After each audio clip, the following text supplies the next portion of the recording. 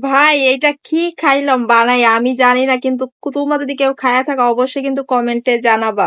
আসসালামু আলাইকুম, কেমন আছো আপুরা? পাউরুটি দিয়ে কি যে একটা জিনিস বানাইছি ভাই, দারুণ, ধারণার বাহিরে। তোমরা যদি কেউ এভাবে বানায় খায়া দেখো, একদম পাগল হয়ে যাবা, প্রেমে পড়ে যাবা। আমার যেটা মনে হয়, আমার কাছে তো এতটা ভালো লেগেছিল যা ধারণার বাহিরে। আমি কিন্তু রুটি দিয়ে এটা বানাইছিলাম।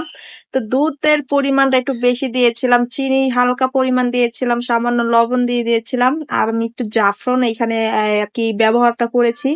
ভাই জাফরানের কালারটা যখন আসে না, এত সুন্দর একটা কালার আসে, মাশাআল্লাহ অনেক সুন্দর। এইটা খাওয়ার পরে ভাই আমি আন্তাজেই বানাইছি। তো আমার কাছে খুবই ভালো লেগেছে এটা খাওয়ার পরে। যদি তোমরা কেউ এটা খেয়ে থাকো অবশ্যই কিন্তু কমেন্টে জানাবা, যদি না খাও অবশ্যই ট্রাই করে দেখবা। এটা বাসায় একবার যদি ট্রাই করো একদম প্রেমে পড়ে যাবা। আর আমার প্রেমে তো অবশ্যই পড়বা যে আপু এটা কি বানায় দেখাইলো। তো সবার কাছে যদি আমার এই ভিডিওটা ভালো লাগে অবশ্যই কিন্তু লাইক কমেন্ট শেয়ার করে দিবা, পাশে থাকবা।